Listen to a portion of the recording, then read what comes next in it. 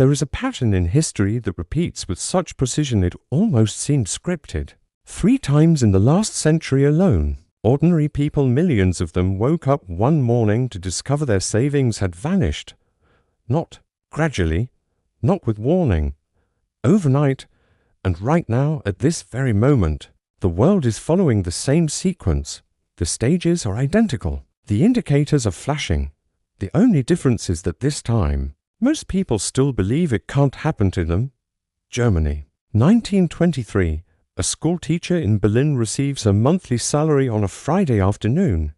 She stops at the bakery on her way home, intending to buy bread for the weekend. But between the time she receives her pay and the time she reaches the shop, less than 2 hours, the price of bread has tripled. By Monday morning, her entire month's salary can't buy a single loaf. This is not fiction. This is documented history. The Weimar Republic had entered the final stage of hyperinflation, and the German mark was collapsing in real time. What had begun years earlier as a manageable debt problem, a consequence of World War I reparations and government overspending, had metastasized into an economic cancer that destroyed the savings of an entire generation. The pattern had begun predictably. First came the war, draining the treasury. Then came the political pressure to rebuild, to maintain social programs. To avoid unrest, the government printed money. Not recklessly at first, but steadily. Economists warned. A few voices in Parliament raised concerns, but the public felt nothing. Inflation was low. Prices were stable. Life continued. This is the first stage. The foundation cracks, but no one notices because the surface remains smooth. The debt grows, the currency supply expands, but the economy still functions. People still trust the system. They still believe their savings are safe. Then comes acceleration. By 1922, prices were rising noticeably, but still within the bounds of what people considered normal. Economic fluctuation. A loaf of bread that cost 1 mark in 1921 cost 10 marks by early 1922. Uncomfortable? Yes. Alarming? No. People adapted. They spent faster. They held less cash, but they still went to work. They still believed in the currency. They still trusted that the government would stabilize things. This is the second stage. The warning signs are visible, but they're rationalized. Every generation believes they are different. Every society believes it has better leaders, better economists, better systems than those that came before. The German people in 1922 believed their situation was temporary. By the summer of 1923, the collapse entered its terminal phase. Prices doubled every few days, then every few hours. Workers demanded to be paid twice daily so they could spend their wages before they became worthless. Farmers refused to sell food for currency, accepting only gold or goods. The postal service stopped functioning because stamps became worthless before letters could be delivered. A cup of coffee that cost 5,000 marks in the morning cost 8,000 marks. In the afternoon, restaurants stopped printing prices on menus. They simply announced the cost when you ordered.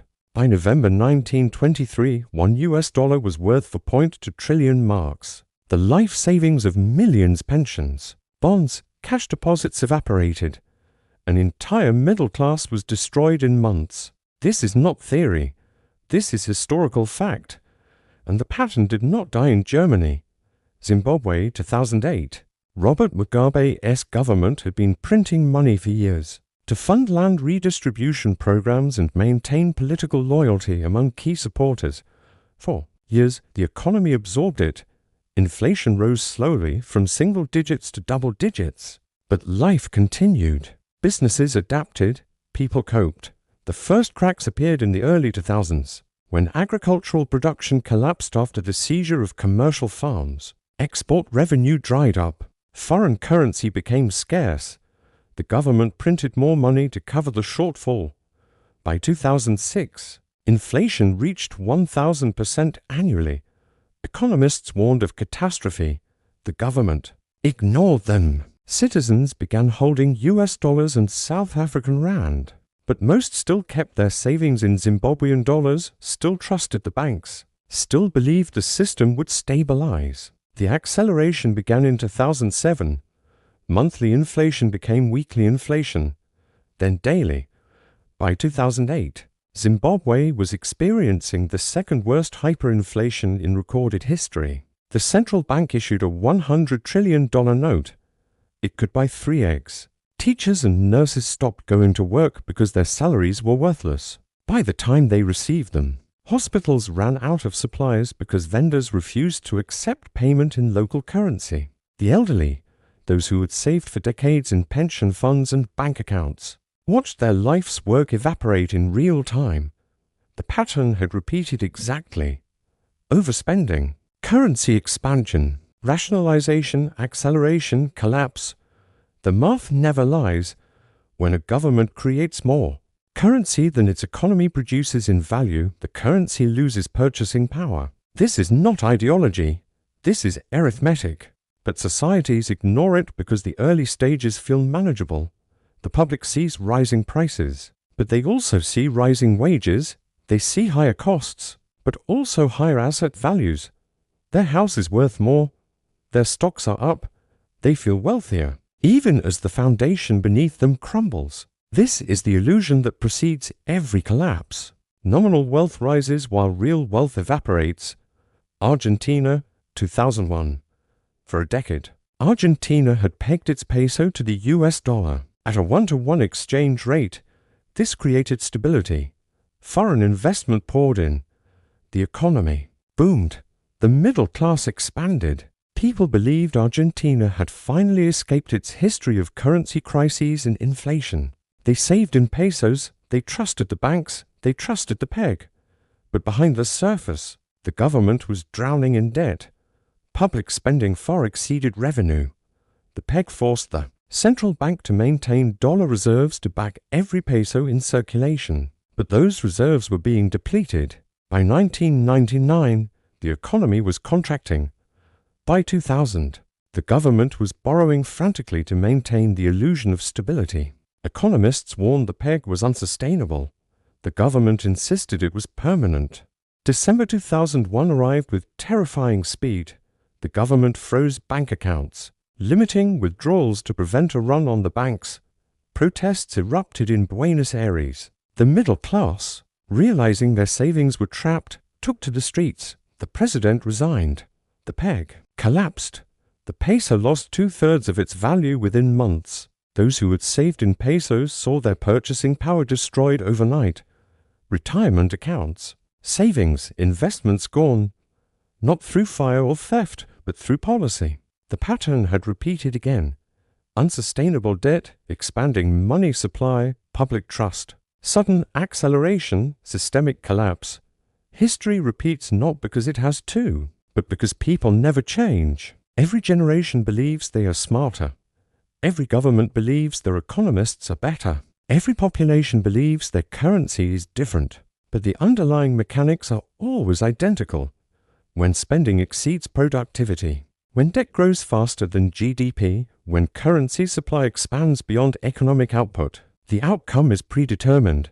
The only variable is timing. And right now, in 2025, the same sequence is unfolding on a global scale. The United States has added trillions to its money supply since 2008. The Federal Reserve's balance sheet, which stood at under $1 trillion before the financial crisis, exploded past $9 trillion during the pandemic response. The government runs deficits exceeding $2 trillion annually. The national debt approaches $36 trillion, a figure so large it has lost all meaning to the average person. But the math does not care about comprehension. It cares about ratios. When debt to GDP exceeds 130%, when deficit spending becomes structural rather than cyclical, when interest payments on the debt consume more than the defense budget, the foundation is cracking. Yet life continues. Prices have risen noticeably: housing, food, energy, but wages have risen too, at least nominally. Asset prices remain elevated. The stock market reaches new highs. People feel wealthy because their retirement accounts show larger numbers. They do not realize they are experiencing the second stage. The warning signs are visible, but they are being rationalized. Inflation is blamed on supply chains, on corporate greed, on temporary disruptions. The structural problem currency debasement through perpetual deficit spending and monetary expansion is ignored, just as it was ignored in Weimar Germany in 1921, just as it was ignored in Zimbabwe in 2005, just as it was ignored in Argentina in 1999. The acceleration phase has not yet begun, but the preconditions are in place. The bond market is showing stress. Foreign holders of US debt are reducing their positions. The dollar's role as the global reserve currency, which has allowed the United States to export its inflation for decades, is being challenged. Central banks worldwide are accumulating gold. Trade agreements are being negotiated in non-dollar currencies. These are not coincidences. These are preparation. The world is hedging against dollar collapse because history has taught them what comes next.